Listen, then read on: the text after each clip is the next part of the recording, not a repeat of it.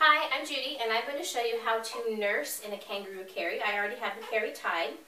So once your baby gets hungry, you untie and you hold on to both ends and you just sort of wiggle your shoulders down because you're going to want to lower your baby to the correct height.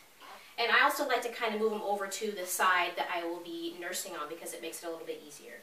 So I get them down to basically where I want them to be, and then I'm just going to tie a half knot here while I get them set up. And you want to make sure that you have clothing that makes it easy for you to nurse. So I usually use the Empire waist shirts because then it makes it easier for me to pull up. And I like to pull the fabric up a little bit while I'm getting them latched on to give myself a little privacy. I need to lower him a little bit more.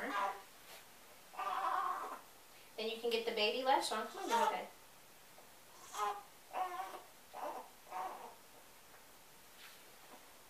Once they're latched on, and I'm just pulling this down a little bit just to give them an easier time to latch on. Older babies are able to stay up higher and they reach down to nurse. He's pretty young still, he's only 6 weeks.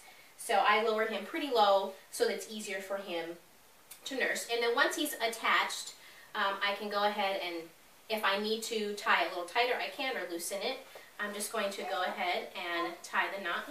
So I like to have the top rail pulled up behind their head. That way it gives them a little more support for the head, so the head isn't kind of bobbing around all over the place. And it gives you a little bit more privacy too from the top portion.